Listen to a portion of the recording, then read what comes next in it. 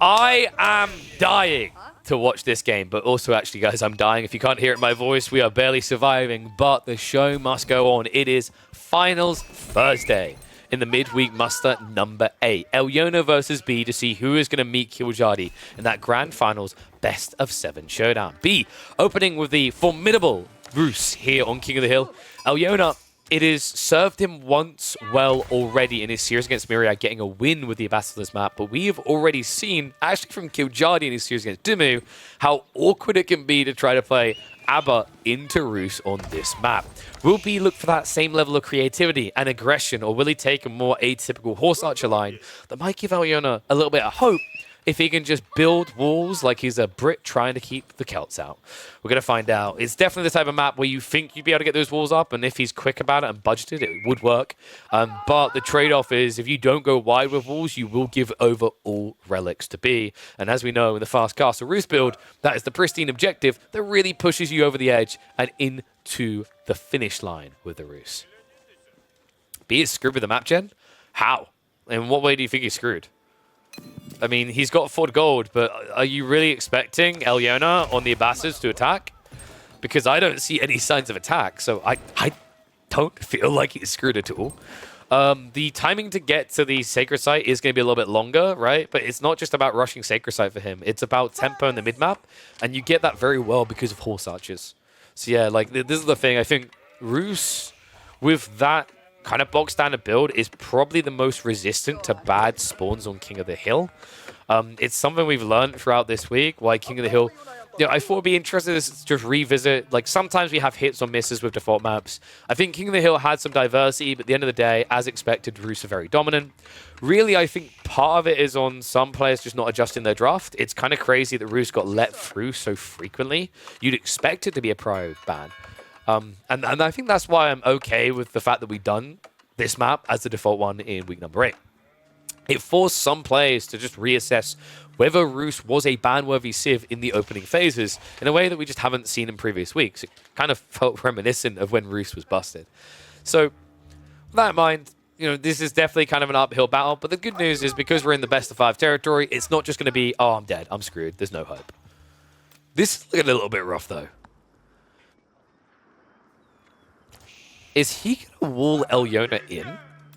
Or is this a proxy play? I mean, we saw the proxy racks build from Killjadi, but he waited until he was pulling the trigger on Castle Age. Is it possible that B is sending in Feudal? No, he's just walling him in. Oh, wow. Okay. I mean, this is kind of crazy without Wheelbarrow. This is also crazy with 1 TC. I'm a little bit shocked by this, but we do indeed have B containing the Frenchman. That's kind of wild. Can't he do Ram spam? I mean, he can, but the reality is he's doing Eco Wing, so he's not going to. Right? These greedy mother duckers want to have free TC up and smiling. That's just the way they operate. And we'll look to get Predickies online for the next game. Because we are a little bit deep already. We do have Pro Scouts coming through, so B is just going to play your standard Roos experience here. I, for one, am tired of this at this point. I think Pro Scouts does need to be tweaked. I don't know, like, am I partially responsible for this? I was just thinking about this because remember, guys, like the week we introduced Scarguard, that was the same week where the Pro Scouts builds really started to ramp up. I feel a little bit guilty. I mean, players would have found it eventually, right? Maybe it's a good thing we found it so soon so that the devs can alter it quicker. But yeah, this Pro Scouts meta is a little bit awkward. I mean, we've been seeing how this goes as well. Like, anytime I see multi-TC versus Pro Scouts, I favor Pro Scouts. It just hits a lot faster. I mean, sure, the TC will be better long-term, but the whole idea is timing attacks. And Pro Scouts just give you so much safe food to work with, while the guy going multi-TC ends up with less safe food, so he has to come out quicker. It's pretty brutal when you look at it that way. How would you change Pro Scouts? I would increase the cost and nerf the movement speed. The other one we talked about is increasing the tech research time, but that favors China's usually too much. So like another cool way you could do this is actually hiding Pro Scouts behind survival techniques. I really like that idea. Because right now, the efficient order just makes sense as you go pro scouts, then survival techniques, right? Because the logic is you would have dropped them off. If you have to go survival techniques first, it gets the added cost in there. It also gets the added delay. You know, it basically says if you really want pro scouts to work out, you have to keep investing to get it. So Wool almost complete, and I mean, Elyona, he's done this to himself, right? He gathered enough stone and wood to go free TC. He didn't even think about trying to block the wall in. So this is a pretty painful start to the semi-finals for Elyo. Well, if you limit pro scouts to only 2 or 3 scouts able to pick up deer, way too complicated of a solution. So this is a classic example where I'm going to point out that the complex solution is not the way. Simplification is what you want. You're talking about RTSs. RTSs are already some of the most complicated games you will find on the market. What you don't want to do is add more things that polarize the player, right? Your issue with RTSs is quite often they have a high barrier to entry. So why would you ever want to introduce more mechanics that don't make sense immediately to block entry? Right? You can introduce more mechanics. That's a level of complexity I can get behind. It's like more things to interact with. But when you take the things you already have and make them more confusing, it's a bad idea. Especially when the game in question is competitively leaning. And yes, pro scouts can indeed pick up sheep. So deer coming home anyway. The wall is complete. Elyo is stuck.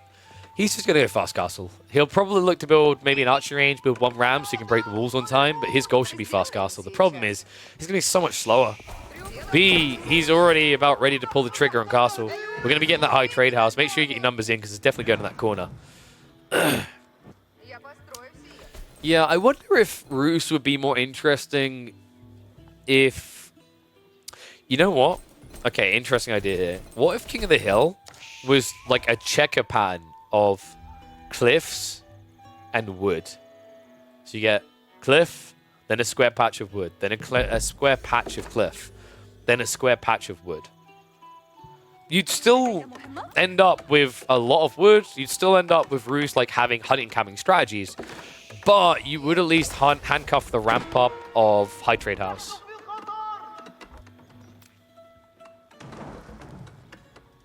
I do kind of like the idea of a map that does that though, right? Where like you maybe have small patchworks of trees to work with in the edges instead of like what it could be infinite wood. The irony is if this map did not have a sacred site on the high ground, it would be the longest average game length map in the game, right? Because you just have people gathering wood for 4 hours straight. High trade house about to complete. Elyo is going to be going for melee wing here. He could go culture. I think you just need camels. The only way you survive this is mass cameling. Because everything that Roos are going to do is just based around the idea of cavalry, right? We've got horse archer opening. Knights afterwards makes a lot of sense. So you need to play blocker to that. What would be interesting actually is if B had gone for the men at arms strategy. I think it would have been phenomenal here.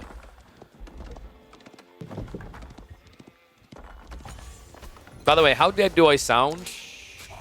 How grating is my voice right now? I'm kind of curious. Check high trade house? Dude, chill. You wait to check high trade house. You need to be 30 seconds at least into the age. Like, what's your rush, man? Say AoE4. We're not exactly the most speedier games. You got time. Melee wing now on the way. Oh, you're definitely not going to tap out too quickly here. Has realized a pretty substantial 18 village lead, but that should be shrunk now by the warrior monks coming in, so relics will be coming home for B. On top of that, you know, we've got the hunting cabin here, which is giving 30 gold, another one for 30, basically a villager each. And then you've got this bad boy, 260 gold. Ishi ai caramba.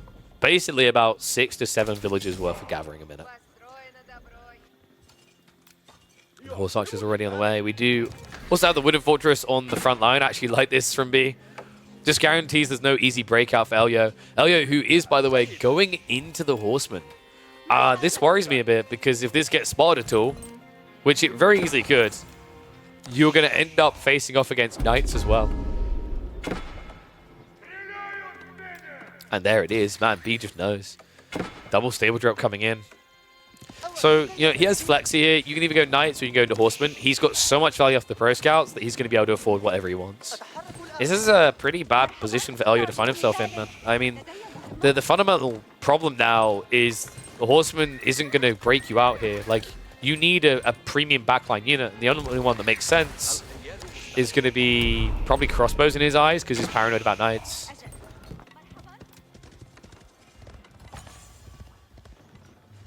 This spawn is a huge disadvantage for me. It should be a remake. He didn't call for it.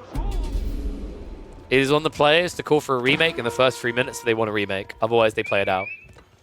So, yeah, there's your insights. It's the players' call. Pre-3 minutes, they can call for a remake if the spawn is egregious. But that's on them to do. So the beautiful thing is that's actually a use of the pause function that makes sense now, where you can pause and go, I think we need a remake. And then you can explain, and if the other player agrees, immediately remake, or you can then whistle for an admin. So, breakout coming. We do have Alyona now going into the crossbows we talked about. This is problematic. Realistically, this is what we expected, but the problem now is your opponent does have horsemen coming. He made the right pivot. So you don't even get an opening window as Alyona where you can beat the comp, right? Because you're expecting knights plus horse archers, but the cool thing about what B has done here is he's taken a budgeted approach. He's getting double whammy, right? He's paying half the price to get the appropriate unit compared to going for those knights. And this is still a comp that is going to be very healthy for the boys' fortitude. And it's kind of crazy to think that after all this time, after all the nerfs we did see, gradually the boys' fortitude, I think it was nerfed 2 or 3 times in total in the history of the game. It might have been, I think at once it had slightly higher health maybe. It definitely had a much lower cost. But every time we nerf it, it doesn't matter. Like, these metas arrive and it still remains a very, very valuable tech. Mongols now on the way from B. Does at least have wheelbarrow this time. So we're a little bit quicker about this. We don't have the stone gathering for a keep drop. I actually prefer that. B's behind on economy, so he needs to just keep bloating military. And he needs to find these early skirmishes before Elyo is able to realize his economical advantage into a military one. Wait for the walls coming in. Elyo's going to have to back away though, man. The problem he has is, while the cavalry can rotate wide, his crossbows can't. They're too slow. So Elyo is kind of in a weak point now where these walls will be allowed up. Like, he can't really stop it from happening. On top of that, we have the trebuchet moving in. I love that target point.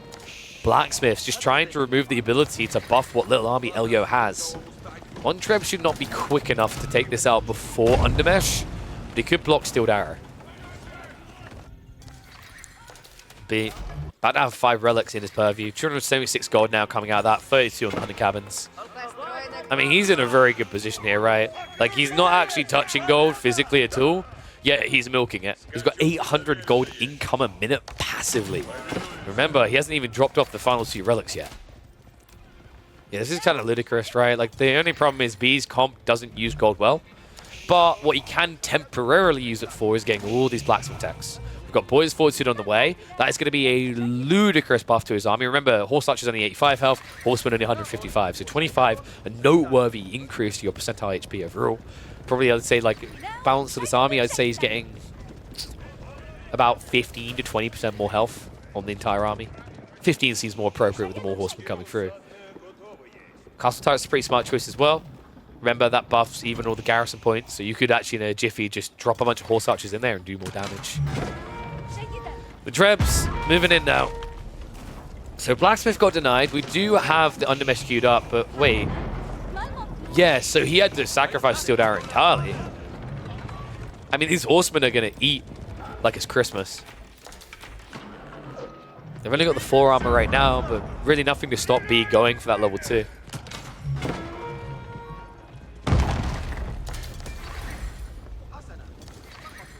So does Elyo actually have a good enough comp yet? I don't think so. This is the problem with flooding horsemen, right? He has to make a farm transition before he can do it. I mean, this shows you exactly why Pro Scout beats 2TC so often. Definitely on King of the Hill anyway. Just a fantastic map for it because you have a win condition. It's easily achievable with your fast castle rush. The problem you've got here for Elyo is, like, he can have all the economy in the world. What he doesn't have is a clean farm transition to then blow. He's finally there now at 44, but it's taken him all this time. Meanwhile, his opponent, who is drastically behind on villager count, only 500 food a minute behind on that income source. All because Elyo has to keep gathering so much wood. Mango shots coming in on both sides. Break from the wall. I mean, this will be the moment where deleting the wall might be worth it, but choke point just big enough for the horsemen to spread out. so difficult for these crossbows to dodge the mango shots. Yona, it's just the difference in HP here. You do at least have the Kamalanese reducing the damage to your enemy's army, but the boys' Fortitude is kind of rebalancing the fight. The Camel numbers are a little bit lacking here.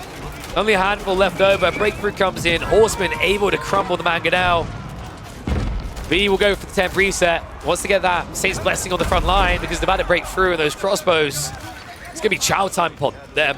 We do have Knights now coming from B. And Elyo now forced to go into the spears, but he just threw so much of that fight and nothing really changed with the numbers, right? He remains around 30 military. B remains around 60 to 70. What doesn't remain the same is the timer. Down to 4.5 minutes. The clock is ticking. Elyo, time is not on his side, and no longer is the crossbow mass. They find themselves out of position with the dive. The Horsemen about to wipe them out. Next up on the chopping block, all of Elyona's economy. Game 1 will be a win for the 3D clan member.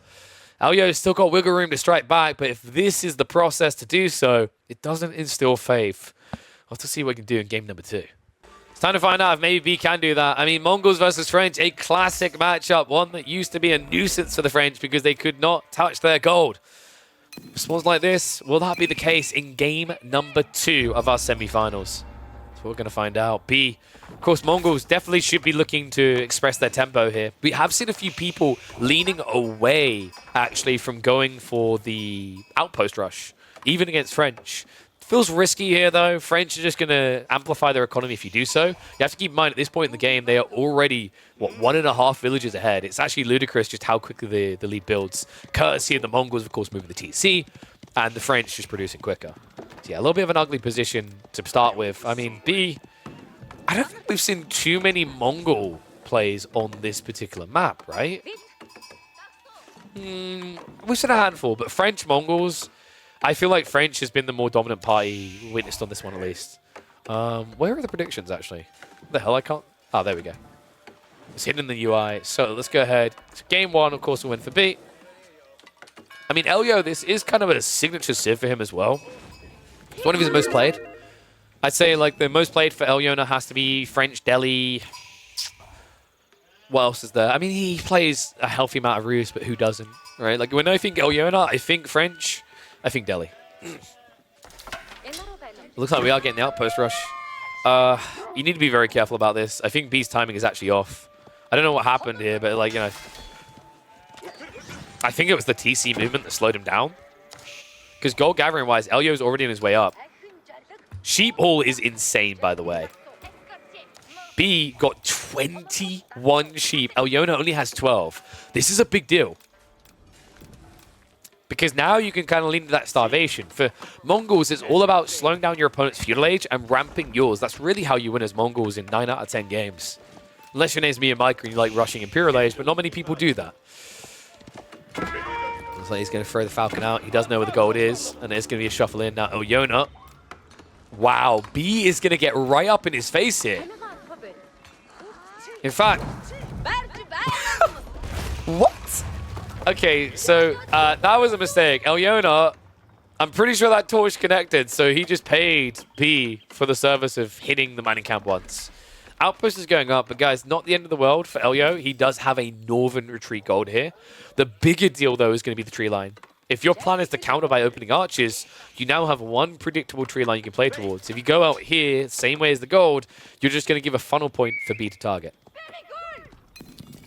B, what the hell happened with this one? I mean, I guess the other option didn't feel very good. Question mark is where we're going to be seeing Pro Scouts this time. I mean, we have to get past the issue of the gold blocker first. Pro Scouts, I know B's a big fan of it. He does it a lot on Mongols as well. I actually think going Pro Scouts here slows down your aggression and gives Elyo a way in. So I'm hoping, praying actually for his sake, that he plays the age appropriately. Do not expect Silver Tree, because this man is not insane. Deerstone is now in the way. Okay, B might... Okay, fair enough, Shuckle. He might have tapped the mining camp up fully. I didn't quite glance it. I say you mean Elyona, yeah. Yeah. So Elyo, he's going for that second tree line we talked about. We'll slow down to 1 times now because we are caught up. B... Problematic, right? Like, the ideal world is you outpost to block the tree line. I think the Mongol outpost rushes can be a little bit deceptive on this map because although you block the gold, because of the splitting of trees, unlike, say, a dry Arabia spawn where my gold is next to my primary tree line, you don't get that same tree of a double blocker. So Elio is able to now get into the healthy comp. He's got the first knight out. I love the fact that he opens this. He actually strategized to get the appropriate amount of gold. He even pulled 4 out in the gold to guarantee. This is very important because it gives him openings. Think about what happens here for B. He now has to react by going for an outpost defensively, something he doesn't want to have to do, especially when you're in a game where you know you're falling behind. An outpost coming from Elio on the north side, but he did clutch that gold we talked about. Khan does see it, but I mean, B, now what do you do? Because the problem I see here is if your strategy is to go into Keshiks, you haven't successfully denied French gold long enough to do so. So B has to go Spearman Archers and just try to blob. Yeah, it's kind of crazy, this matchup. There was a very, very clear time where Mongols were favored, but Mongols were favored everywhere at that time. Ever since then, you know, French can be annoyed by Mongols, but especially ever since they got the Dark Age production rate back on their TC, I think French have been less bothered by Mongol play. It becomes a matchup where the Mongol player really has to work hard to outplay their opponent. No, Mongol does feel like a sad civ, though.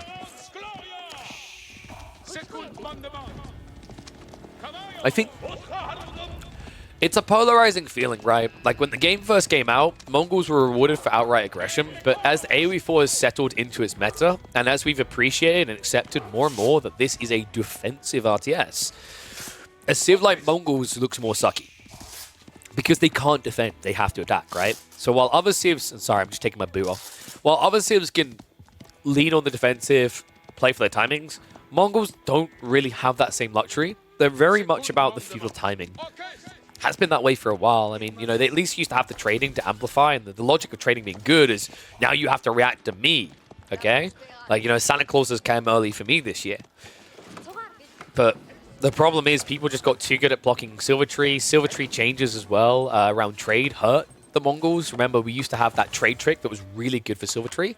When that got removed, the scaling point of trade got hit hard, and I think that pretty much knocked Mongols out of the stratosphere of an eco-building civ that they once were.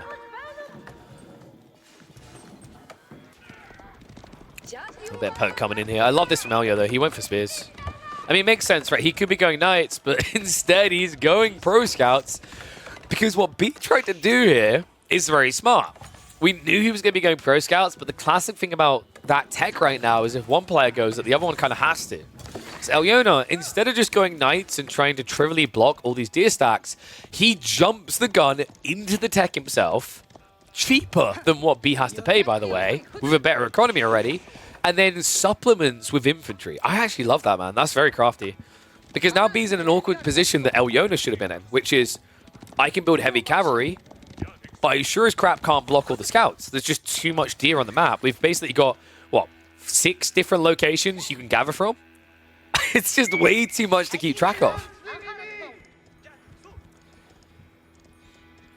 Buff Ubu the eco a bit. I mean, why don't we just make Gur able to be dropped off at when it's not unpacked?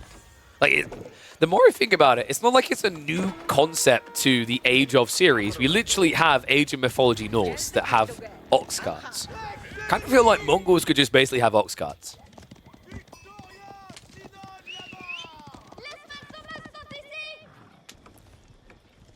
So good is coming home. Elio now getting into the knights on a delay. Like I said, you know, he's always going to go knights, but it's just how you navigate it. A lot of people would have just blunt force sent knights, and they would have had a problem here. Because you would have been running into Keshik, Spear, and Archer. Right? Yes, obviously you can argue that B's building way too many unit types, but he'd get a window to open you up.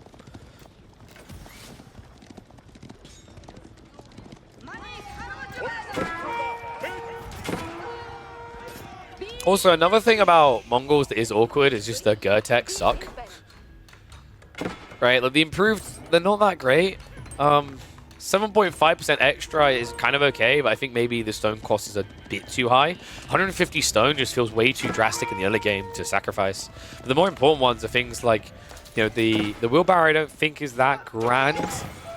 Forestry was at once upon a time seemed decent, but ever since you've now can't just quick chop through tree lines, it's pointless. And then there's the stupidity of Pro Scouts. I'm not going to say we should buff the Pro Scouts improve because we already have a Pro Scouts meta. But yeah, definitely a civ that feels like it needs something extra. It's tough to kind of figure out what exactly that would be. That makes sense thematically, but also doesn't just feel like we're copy and paste templating. I'd love to see them have some extra economical element that's unique to them.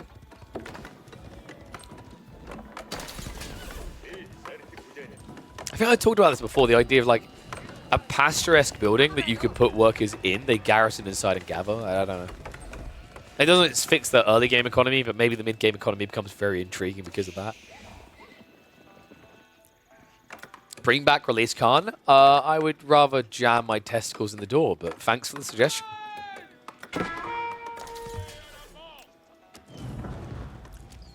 Interesting that you sent the Knight here. I don't like this from Elio. I mean, you're just hemorrhaging health and doing no damage. This must have been a misclick. Very expensive misclick as well. He does at least have the Horseman, the Knights, now blocking the Scout play on the south side, so he's going to be frustrated by that. You do have Spam dodging the problem of that tower by just instead blocking the deer play. But he has a lot of Keshiks right now. There is actually a strike point for him, but he needs to move. I don't like these reacting south instead of going in. Because he's buying time now for Elyona to just wall up, anchor himself safely, right? Elio, I mean, dude, the food is looking good. The income difference is substantial. And what is up? That is substantially impressive and helpful. Thank you very much, Iteral, for the 3 months sub in advance. Appreciate you, mate. Welcome to the Swarm. Thank you, thank you. Remember, guys, do get those subs in. We have got not just the semi-finals today, but immediately afterwards, we are going to be hopping into a grand final showdown between the winner of this and Killjardy. Best of 7, in fact. And then, did I mention that tomorrow we run it back again? Because midweek muster is every week. Can Khan Pro Scout? No. Interesting idea, but no. Nice interception south. Finally, we do have a real commitment here. I think the Knight that went in early died, but finally, Elyona is going to be getting access to a secondary gold. Makes sense, right? He's getting low on the gold right now. He's down to half of what was available there. He doesn't want to be switching to the secondary gold after he runs out. It just makes you predictable and targetable. Now, by opening this gold at this point, if B shuts you out north or south side strong, you can just avoid the fight.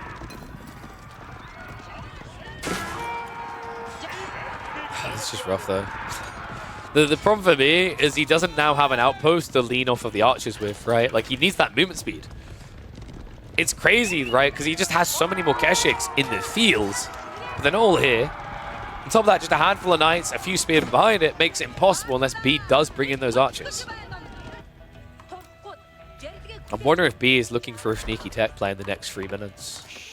We do have Bloomery coming through. That's just a mirror, though. Elyona already got that for free.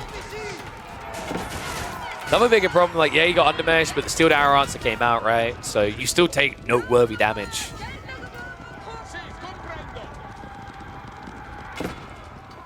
Can Mongols beat French in a straight-up feudal? If by egg they're going to fight? No.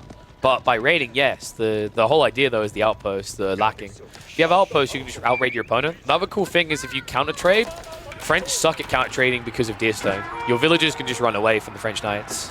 You minimize losses, right? But right now, we're not seeing that for B. We're seeing him keep the entire army at home. He's looking to ego chow the main fight. Flash comes in. Knights won't get the counter saddle charge off. But the Spearmen are actually getting good value into the Keshik line here. Archers fighting up against each other. Knight count is looking low, but the Keshiks. Looks like the second wave coming in was good enough. Elyona, an overextension, a big mistake made there. Did not put his heart and soul on the line. Held so much food in reserve. I don't know what the hell Elio was thinking there. And B, a perfect opportunity to counterattack and go 2-0 up now. Needs to move fast. This is exactly what B needed. My worry is that if he waited too long, if he focused on taking this main fight and Elio was tempered in his approach, you were just going to see a villager lead that just got too big. But B, he extracted value off of Elyona's over-aggression. Now, we do have an immediate reblow. Despite that really good fight, B needs to do damage right now because out of nowhere, Elyona is punting what feels like 1,000,000 Knights into the ether here. Villagers Trying to get the outpost up. Bit of mistake made there, but the movement speed arrow has already been used. Nice. Jump on in. Need to be careful because now you discombobulate the fight. The archers overextended here. Nice, just munching down upon it. I mean, that's kind of crazy, right? Like 11 Keshik now to 8 Knights. Considering how this looked outside of B's base, Elyo doesn't just have the defender's advantage, he has an insane bloat coming here. He's identified that B is not playing into the direct counter of Knights.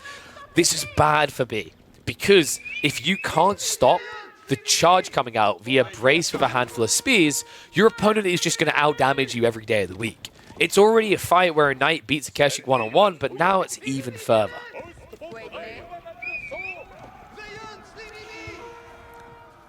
What happened to my voice? I got ill. That's what happened. But I'm providing you guys the content anyway, even though I'm dying. Much love. And I was going to keep my cool, but then these games had to get wacky. I mean, that fight was crazy. B taking advantage of this to now go for step readout. I mean, but, are you taking advantage? Or are you about to be taken advantage of? Because if B had made this choice before that dive into his enemy's base, I would have understood it. But you just gave Elyo all the time in the world to rebuild his Royal Knight count. And now we have a really big problem here. He's playing aggressively forward for gold because he has to. The Knight Mass is on the way. They might intercept this the moment it completes, and that is not long enough of a wait for B to be able to fight. To be or not to be, that's the question. And it's not going to be. Elyo finds him, and B will regret not bringing more. Has to shuffle away. You can't tech this up. There's nothing to hold the front line. And Elyo is going to be able to swiftly strike back in game number 2. I mean, you're going to have to cancel it. There's no way. If you wait, you lose even more. Double outpost, at least doing some damage against this many Knights. It's going to feel moot or irrelevant. The villagers are not building this at all, folks. This is just a feudal v feudal where one player has tied a hand behind his back. A hand worth 1,800 resources. Oh, now getting the surround from both sides. Those Knights loop-de-looing. I just don't see a way. It's now a 20-villager lead. And B, in return, has absolutely nothing to show for it. Damn. I was worried after game 1 we were just going to get a bit of a stomper, but folks, it looks like we are going to have a series here. He's trying to finish the tech up. God knows he needs to, but the Knights immediately target it. Elyo has dismantled the strategy. And yes, if the building's damaged and you cancel, you are going to lose some resources. B now pulling the 16, but this is over. There's ambitions in this man's mind. But there's about to be a bunch of arrows in his head as well.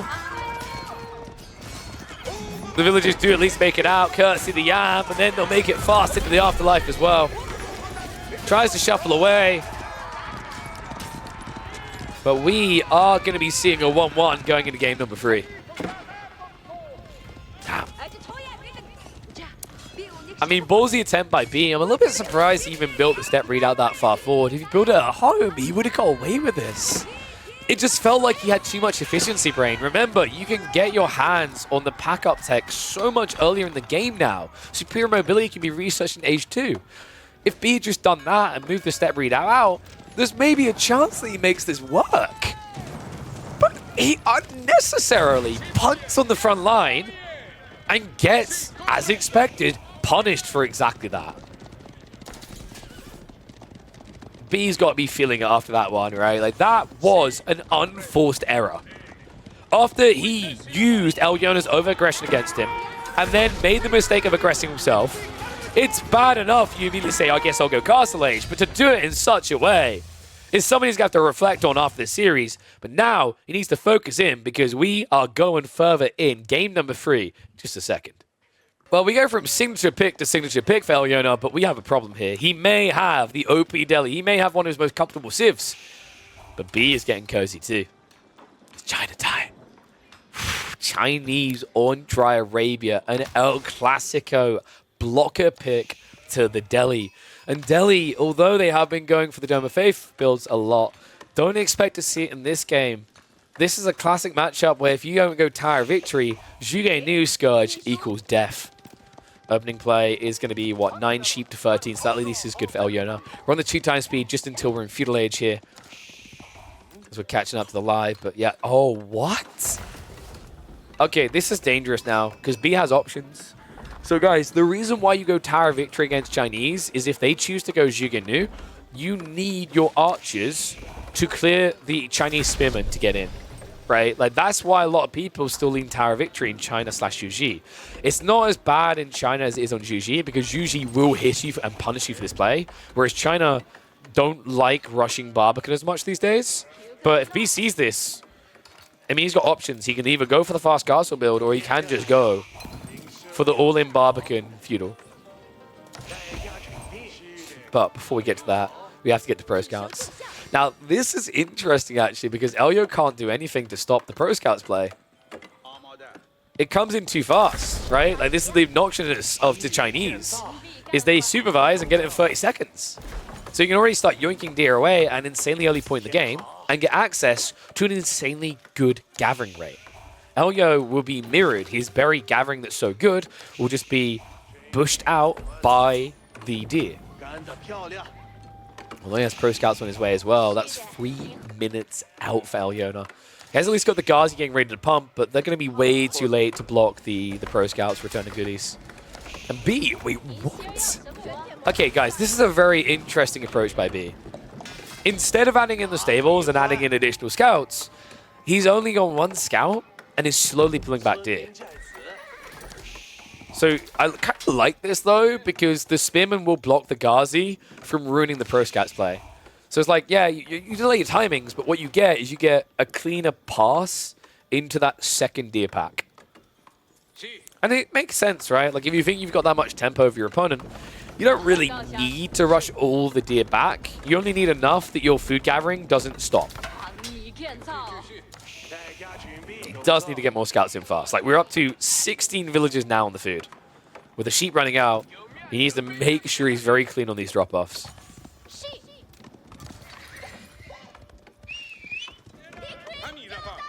You know, his stables will still get spin before Ghazis come out.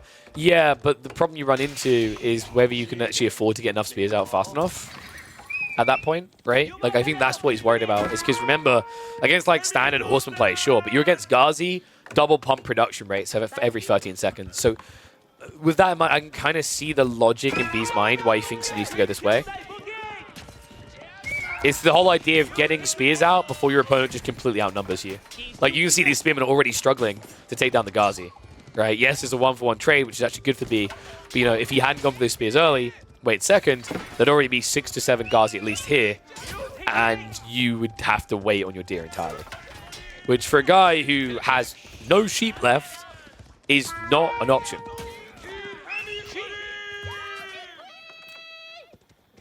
How did you guys vote in the end, by the way? I'm kind of curious. 71% for B.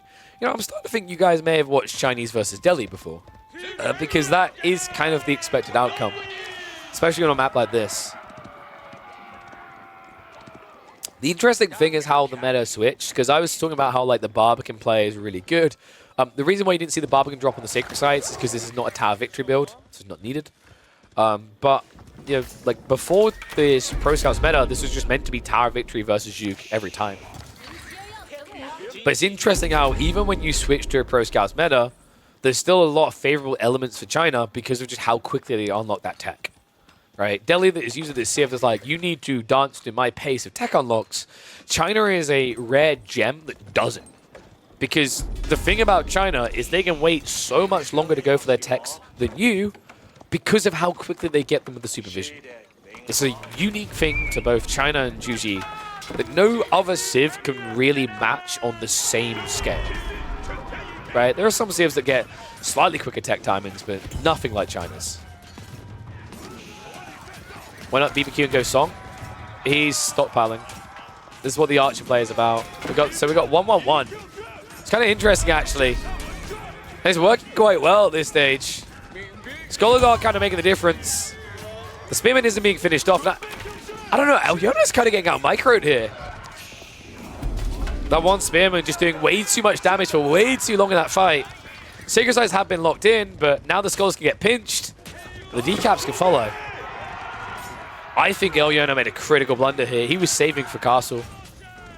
Whether intentional or because he's so focused on the fight, I'm not sure, but you need to reinvest at this age, man, because B is looking to do exactly that. We could still get Song eventually to get into Zhuge, but this is all about a push. Archers, Spears, Horsemen, now all able to barrel towards Elyona's base. Unbelievable. And whether Elyo was too focused on that fight to realize what was happening with his economy, or whether this was always the idea, this is what he's stuck with now. He can tech. Whether it's going to be valuable is a completely different decision. Different discussion, rather.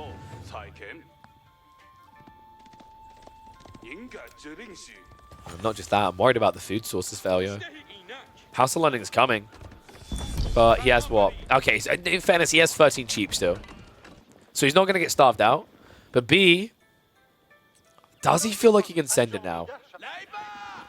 He's still scaling a few units, but I have a feeling we're going to be seeing a castle timing out of him. And this is where China can feel really vile in most matchups, is that you think you've got a tech edge. But here's the thing. If B just starts saving up now, your tech edge is maybe 20 to 30 seconds long. And the problem is that China can amplify their upgrades in a way that you just can't. Not with 5 scholars anyway. This is why Fast Castle can feel a bit dicey against China. I think as Delhi, you have to play a longer feudal age. If you do Fast Castle, you don't have enough of these cheap scholars to match what the Chinese can do. Tech out complete. B's not in a position to keep playing long feudal. He can do some pressure at least. He can snatch away all the deer, which would be huge. Ghazi definitely can't stop him. I think B is gradually going to find himself organically in castle just because of taxation. You're seeing how it's already adding up here. There's just not really enough text to buy to justify this. In the meantime, though, the deer snatch continues. Elyo, he does have those sheep, 13 of them. So maximum potential food. He's sitting around, what, about 24 to 2,500 because some of them are already clubbed. I like this choice to get Men-at-Arms. It makes a lot of sense when you've got limited food. It's more cost efficient. The problem I see is Men-at-Arms doesn't give you a kill point counter. And what that means is that B can now just do what he wants with the map. Men-at-Arms aren't going to come at you quickly. So, you know, if B starts seeing these MAA, the most logical solution is you just then go castle.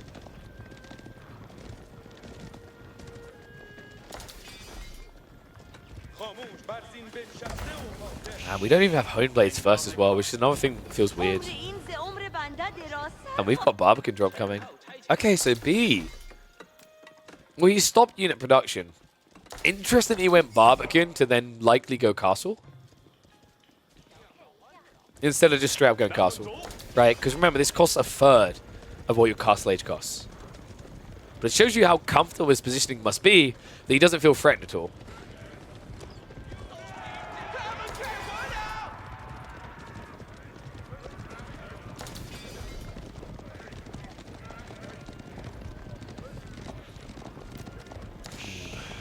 Leo does even have Knights getting added in.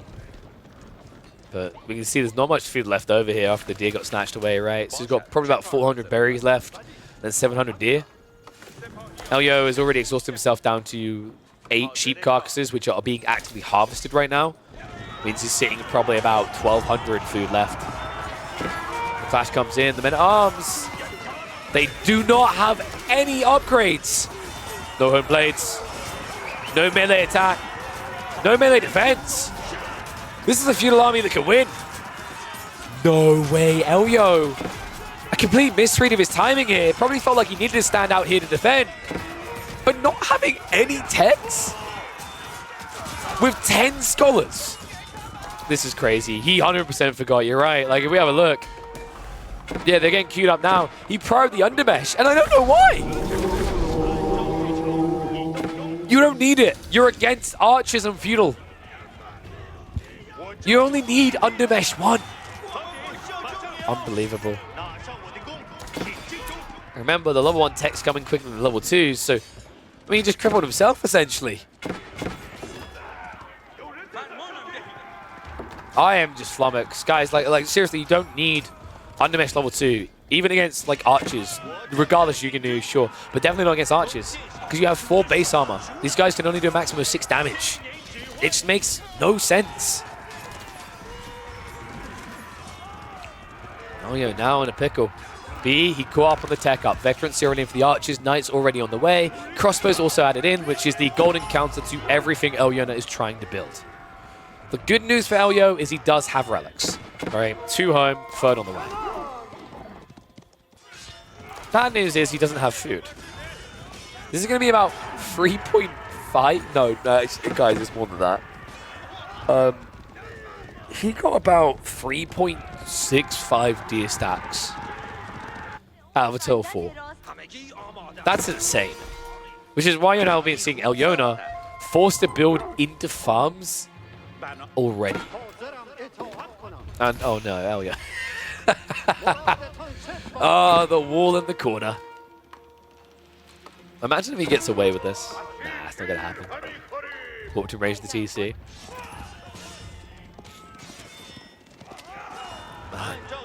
Ranged attack 2 already in as well. I mean, maybe now it was a good idea to go for wedge rivets, but feels kind of moot at this stage. Especially when you consider that Elyona's actual aggressive army count stands at 6.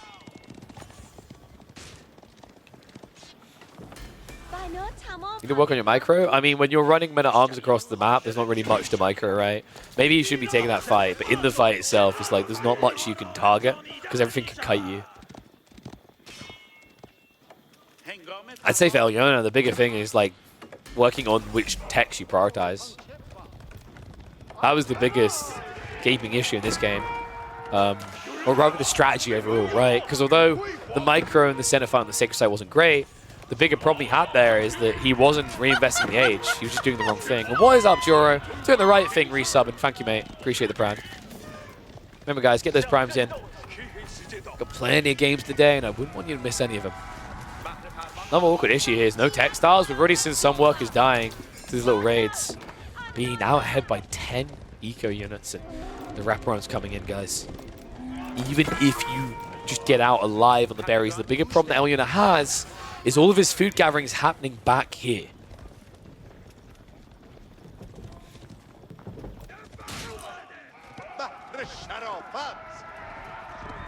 Flash coming in now. We do have the elephants arriving, but I mean, the shrug, right? It's one elephant.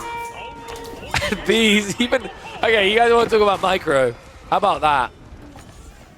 He backs off the injured, 1 by 1. The problem is you've got 1 elephant, which Lancers can't kill, but you've got an economy that's so wide that 1 elephant can't protect it. Alright, elephants might be fat, but they ain't that fat. Defensive wall loss from Elyo. I just do not see the way. He would be the truest of miracle workers if he somehow pulls this off into a recovery arc. And these are best of 5s. You can see it by the bottom right corner. We put it down there nicely. So the problem now is you've got Corp going in elephants against an opponent who's already scaling crossbows. And that is the counter, by the way, to elephants. Just build crossbows.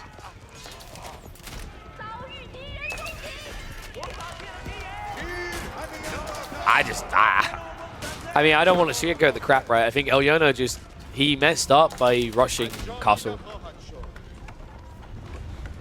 He had a bad skirmish in the center, and then he made it worse by trying to get out of feudal age quickly.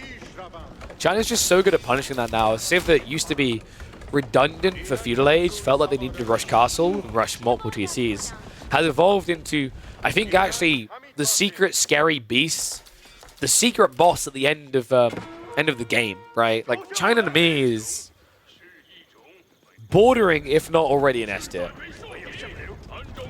They are that applicable of a civ. There's rarely a map where they feel bad.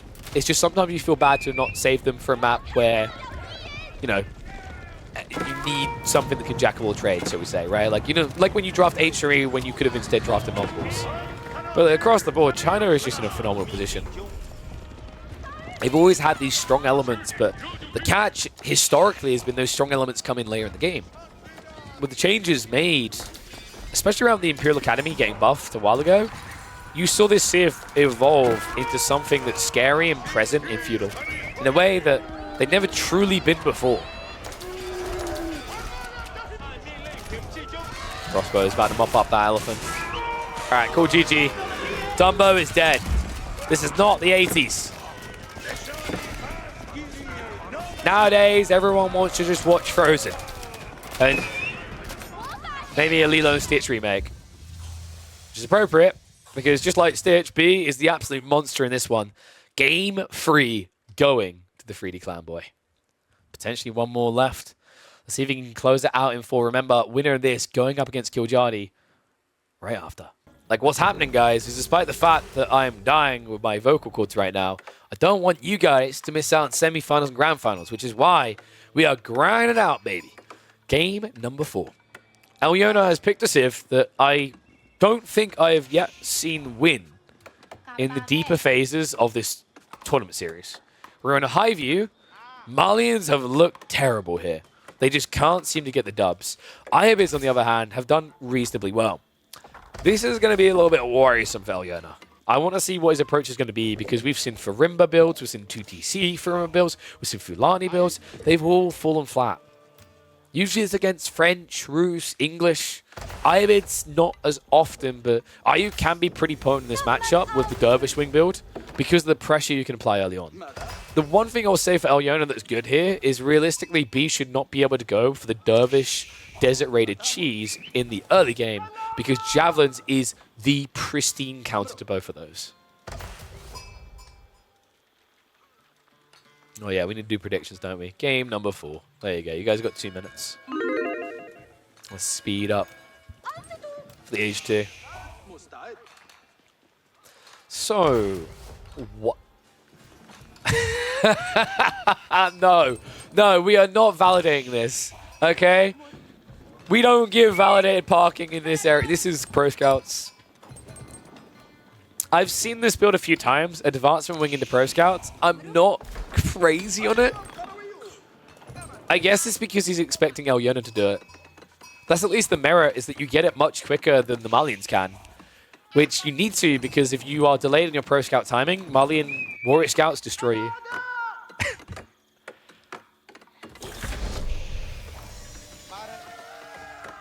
Is that hair and goatee dyed? No. I have only ever dyed my hair once, and it was, oh god, frosted tips. It wasn't even like root dye. It was when I was in high school. Only time I've ever dyed my hair in my life. Malians feel too slow compared to the top Civ this patch. I think they can work. It's just the Pro Scouts meta I don't think favors them.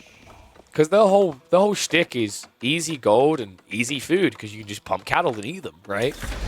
So, you know, if you have that safety band, it's very powerful. Like, Malians have been very obnoxious for their ability to just camp and not be pressured. The issue you now have is, like, everyone's getting Pro Scouts. They can now just not be pressured as well. So your biggest advantage, everyone else has. It's like... How to compare it to another Civ that would make sense.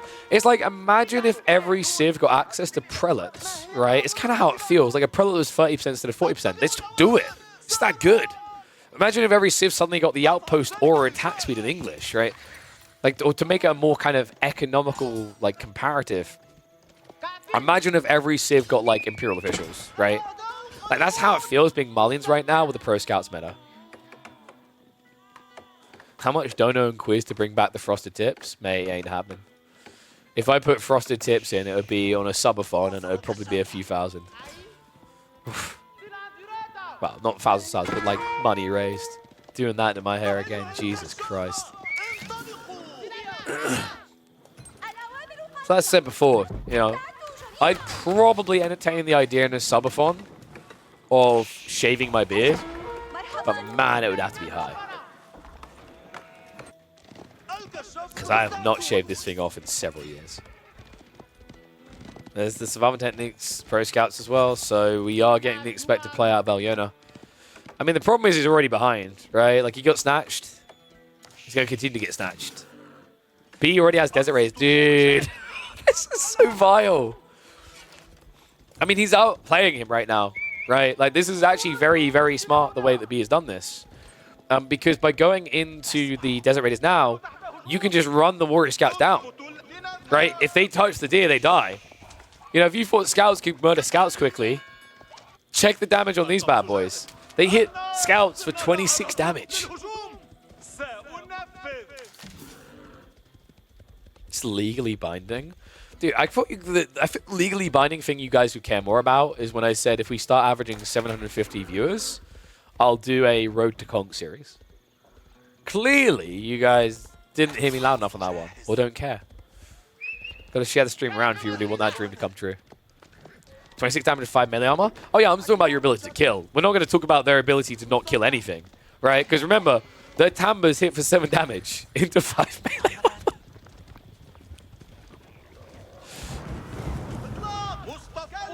Do you get to host what? What are you trying to host?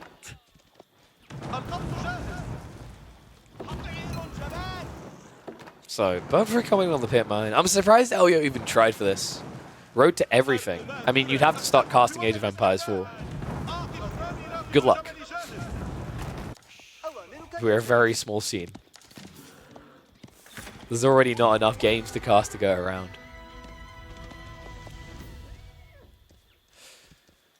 So, Desert Raiders coming in mass. Is B just really doing this? This is meant to be terrible. Why is Elyona reacting with Donzos as well? I'm so confused right now. Guys, when you see mass Desert Raiders, the strategy is javelins. They counter them. Donzos don't counter them that well. Because you just get kited. Oh, come on. You sound sick? Yeah, sick of Malian picks. Yes, I am sick. In case it's not obvious, guys. I am killing my vocal cords for your entertainment. Appreciate it. Now Yona is killing himself. This is... I don't understand this build. This is crazy. Like, he's producing Sofa now. Situationally, Sofas can make sense, but this is not the situation. If there...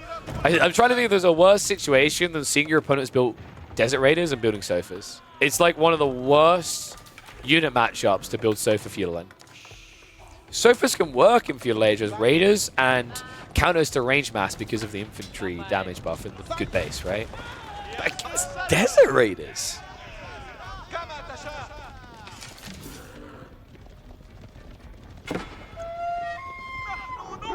Our immune system's weak because we don't get much sunlight. Wait, isn't that Norwegians?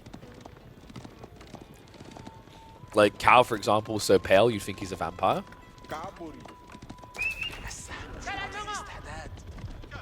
That's how you can tell that Cow is one of the cattle that got let in the farm, in the ranch. Didn't live on the streets his whole life.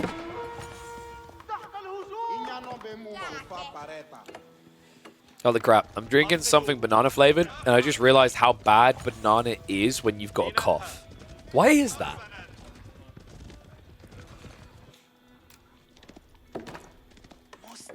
Okay, B, dude, you're playing a 1v1 right now? Can we build something else?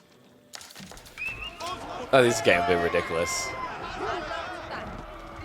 Does need a little bit careful, but he's whittling away at the Donzo numbers, man. I mean, Elyona is trying to start stockpiling here. Melee comes in. Can't really do it for long. I don't think that was necessarily worth it with the whole mass. And backstab, Elyona. Big grab here. It's not ideal for the Sofas, but they buy time for the Donzos. And B, overextending, getting punished huge for this. Wow, that was a sick strike. Okay, so maybe this is the logic of Sofa we just didn't understand is body blockers. I don't think that was the intent, though. Like, if that was what you cared about, you just have Warrior Scouts body block instead. They're cheaper. But either way, it works for him.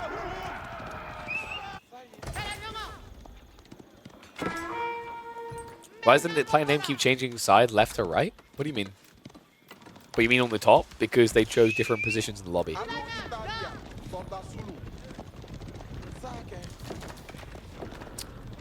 So I think from this position, B just needs to tech up. The strategy has fallen apart. Granford line is on the way. I actually like the way Elyona done this instead of just blobbing a million ranches and potentially losing the game with feudal, he's getting out of the problem point in the game.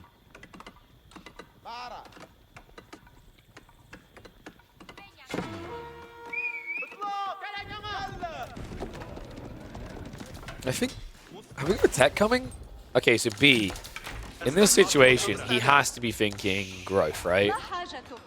Growth at least offsets some of the problems you have here, right? Because Fulani is going to amplify your opponent. Because he only went for 2 ranches, he's not going to be amplified too quickly.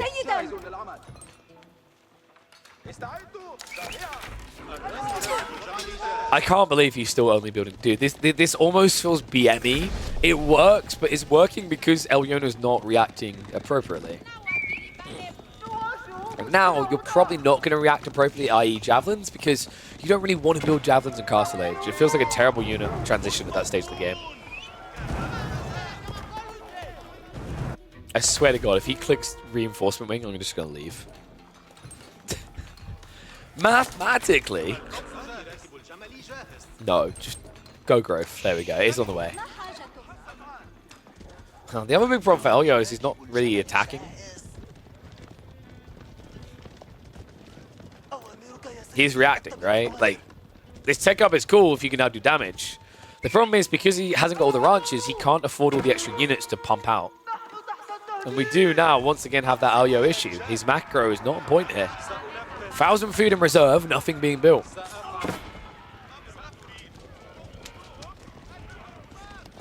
Norwegian can handle sun, English can't. When I see English and Turkey, they're always red. That just sounds like someone forgot to put on suntan lotion. I'm pretty sure that would happen to the Norwegians as well. Like what?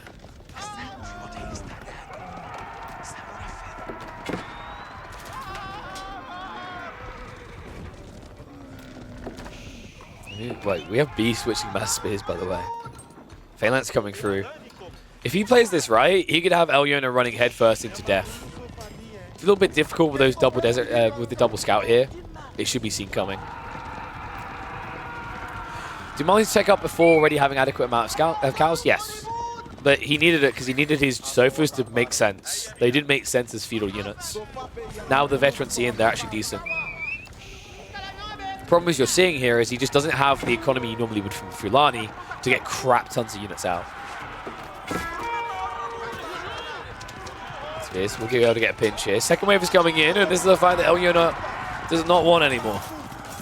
Right? Okay, maybe a little bit of shuffle. B, he didn't bring everything, right? This is not all the spears. Not all the Desert Raiders either, because he's got them in the back again. What?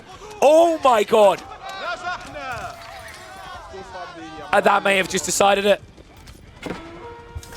Notch, another 9 worker kills on the belt. Tech up comes through. Outpost also getting upgraded here. So Elyo can't dive. I cannot believe that. Elyona, he got bait and switched. He thought he was winning the fight, but there was a reason. B, now with the growth wing complete, finds himself 20 workers ahead, which is usually enough to offset a full Lani. This is a half Lani. He's only got 9 cattle in range. Not just that, B is going to TC, which is kind of crazy. We do at least have Elyona going for relics, which makes sense, definitely needed. But B can mirror this, and Dervishes give you a very aggressive pickup timing. I'm impressed by the way he played Desert Raiders in this one, man. It's a rough unit to go with. I feel like a lot of people actually dodge using the Desert Raiders. Partially because obviously you don't want to be called out for animation cancelling. But Marv wants to be called out for that. You legend. Thank you very much, mate. Appreciate the 5 gifted subs. Thank you, thank you. What a legend. Round of applause for Marv. Let's get some KP pogs in the chat. Gulam Archers now. Oof. Archers are a bit weird. Gulams can at least make sense. I mean, they're going to suck against Sofas, but the Archers aren't going to do better against Sofa. I was expecting Gulam crossbows. It's just a really solid build. It's very expensive, but when you're this far ahead on economy, you should be able to afford it. Would I prefer if you donate money or gift subs? I'd say, so donating money, what, via like the PayPal link thing? that I get 100% of that. So like donating money is definitely better than like subs. Subs I get 50% rev. I definitely recommend you at least sub for yourself so you don't have to worry about ads, right? Because I'll get $2.50 of that. If we have 100 unique subscribers, we get 60% instead of 50%. But like if you're like looking for the way where I get the most money, it's like Patreon gives me practically all the money. The PayPal donation link gives me practically all the money. Starvish is now coming in. Elio, how does he do this? It's not that he's in an unwinnable position. It is looking grim though. Right? Like B, he hasn't gone for that second TC, but realistically could soon. And he probably will after he races for the relics. There's 2 relics left, so it's going to be a 3-2 split. Another problem I'm seeing for Elyona, we still don't have all the ranches. And I'm getting a little bit worried that he's forgotten about them.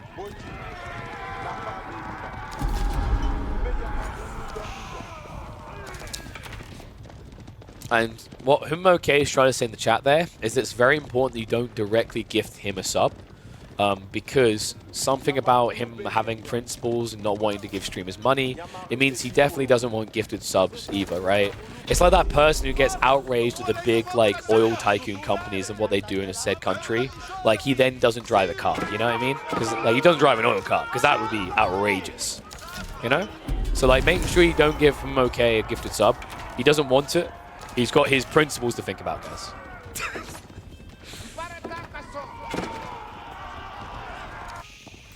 So 2-3 relic split complete. Sofas are now shuffling in the back. This is unnoticed by B. This could be exactly what Elyona needs, but the problem is there's going to be an early warning coming in. The outpost, the 3 villages, is not the big wallop that he needs. Not the big kick to the gonads that he's been seeking. But he will be absolutely fine. Backs away. That outpost is saving grace.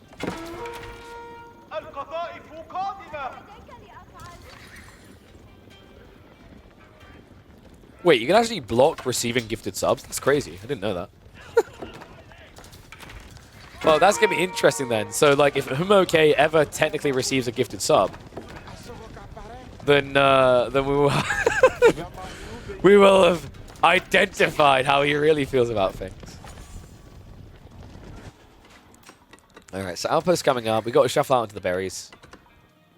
I mean, he's actually coasting right now because Elyona's not pressuring. This is fine. B can afford to coast. We've got 2TC now, so the script could change. I'm surprised that B hasn't gone for a second down set yet. We've got 5 back on stone, make it 6, so like this could be happening now. Definitely could have been a lot sooner though.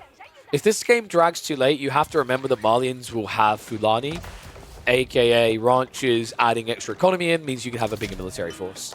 In the hyper late game, I still really rate Ayubids quite nicely, courtesy of things like the Desert Raiders and how well they stack on their stats in Imperial Age. And then you've got things like Mamluk's Bravery to make hand cannons really good as well as Gulams just being population efficient.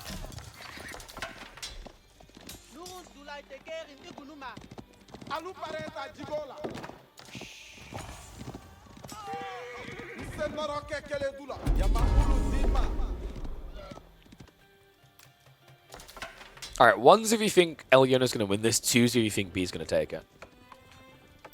We're pretty deep in the game. It's technically still neck and neck. If you, like, draw the logical maths out of it, right? Like, we have got full ranch now, worth about 20 villages. You've got a relic split that actually favors Elyona. He's even got Sacred Site controls coming in. He's got 2 TC now. Like, realistically, this looks pretty good for Elyo. B is going for the Fabled unit that wins all there. Crossbows are on the way.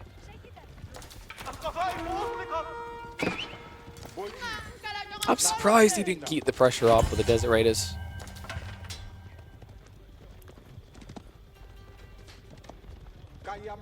We don't understand why Elyon is making Donzos.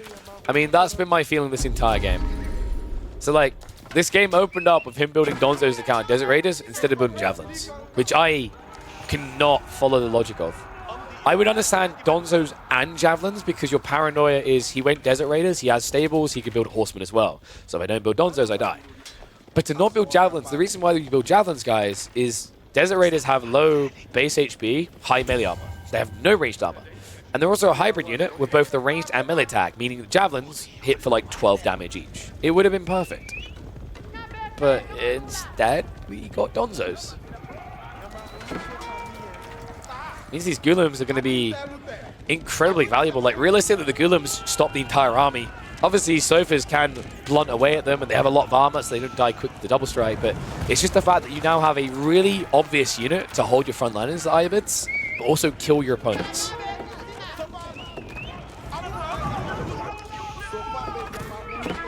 Army's posturing now. Ghulams get rid of Ghul themselves. A choke point fight here. He pulls the Sofas back, but that means the Donzos are just going to get torn asunder. Yeah, this is the worst way to do it, because now with the Donzos gone, the crossbow backline will already be targeting what they need to with the A-clicks. And not just that, the Desert Raiders are on the way. We have a surround. Elyona has overstepped and is now going to get crushed from behind. I mean, there's no escaping this at this stage, right? The last of the Sofas peel off to try and block Desert Raiders. That leaves Archers dealing with Ghulams. Elyona, I don't really know what he was expecting to come out of this. I think he was expecting death. I mean, this is crazy, right? Elyona pushed into his opponent while being 2TC. I think what happened here is Elyona got paranoid that B was 2 or 3 TC. Because Ayyubids typically play the relic game, and then they go into multi-TC. He completely misread what was happening here, which is understandable. In a map like Highview, if you don't keep vision up, you don't know. You know, the classic mantra, you don't know what you don't know. Now he looks dead. And I mean, good eyeballs, right? Not having poison arrow is shocking. I just assumed he had it. It's not going to magically make Ghulams completely crap, but at least be extra here.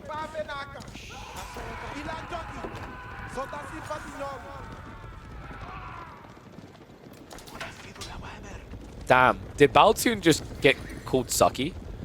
I mean, Baltoon, there's only one way to prove that you don't suck now to this Twitch community, and that's to sign up for KPMM9 and win it.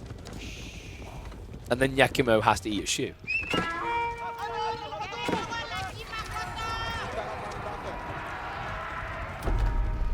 So, Elyona looks like he's trying to save up for Imperial, which I don't like.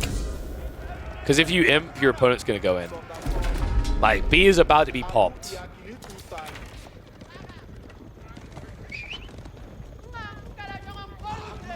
Desert Raiders are still shuffling around here.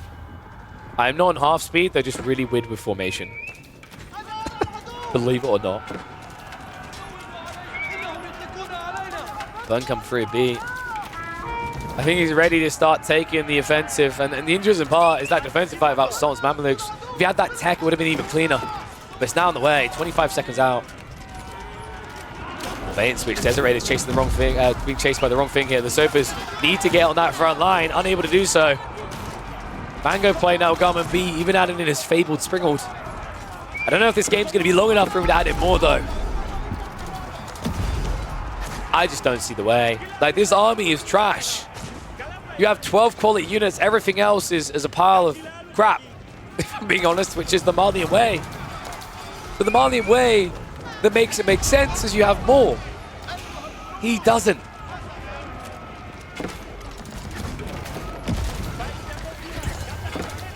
Springald's getting added in here at a time when your opponent is getting Musafadi as well. Makes you feel even better.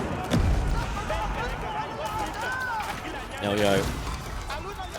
We're just edging towards that economy. It's only so far I can retreat. The thing that B's got to be a little bit reluctant about is committing into choke points, because Elyona has substantially more archers. B now just posturing on the sacred sites as well. Keep drop coming in on the west side while the army camps in the east. He's going to start to suffocate. Yeah, that sacred site time is ticking. Push comes in. Elyona now griefing himself with his own buildings here. Elyo? Oh no. That's exactly how you can't afford to fight. He just A-clicked all the melee into a choke. crossbows targeted exactly what they need to. They got rid of the sofas faster. Keep drop now coming in, but Elyona, I don't see this going up. Guillem's just buying so much time here. I mean, the archer mass is still big for Elyo. It's just, it takes way too long to kill just even one of these guys. Look at it. Oh my god. This is over. It is going to be a Kiljardy B Grand Finals. Elyona, he put up a good fight in that game number 2. A phenomenal game there. Punished B for the overextension. It seems that B, he learned, he took a more tempered approach in game 3 and 4. And it delivers him to victory here in the 4th. Damn. Really cool series though. Guys, if you like what you're seeing here, make sure you are subscribed on the YouTube. A lot of these series do get uploaded there. If you didn't catch them, you come in halfway, they'll be there. Also, make sure you're following us live, because we do go live on YouTube, on Twitch, 4 times a week. And also a reminder to people to be signing up to these. You could be there in the Grand Finals. You could have beat B and Elyona and been going in against Kiljardy this week. Don't make the mistake of sitting on the sideline again. We've still got so many weeks of midweek muster. But before we get to week number 9, we've got to finish week number 8 with a B Kiljardy showdown. I'll see you all there.